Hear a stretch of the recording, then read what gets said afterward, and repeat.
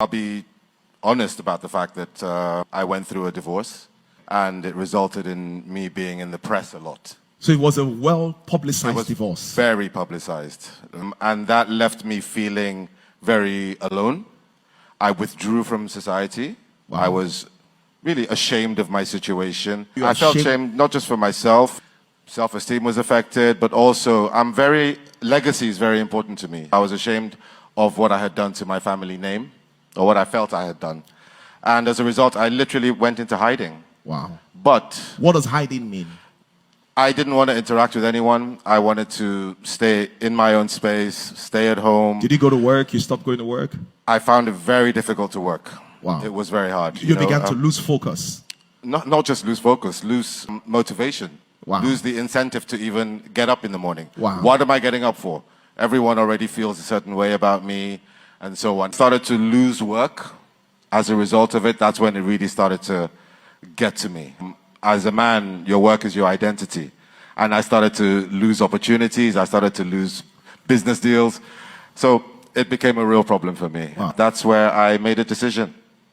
I literally had to make a decision for my own survival because I was living in hopelessness. How long did this go on for?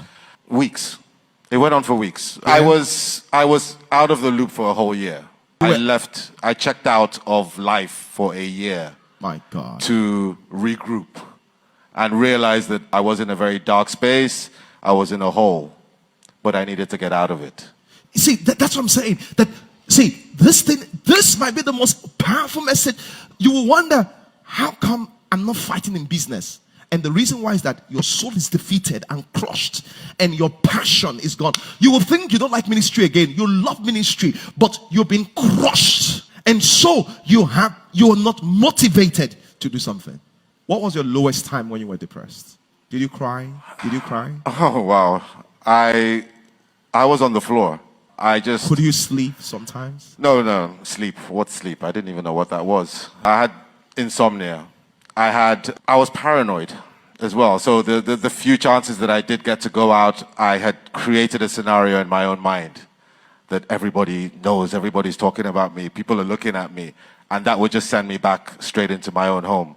Wow. So, yes, that feeling of hopelessness and the noise that was going on around me, even though I was in silence, wow, was insane.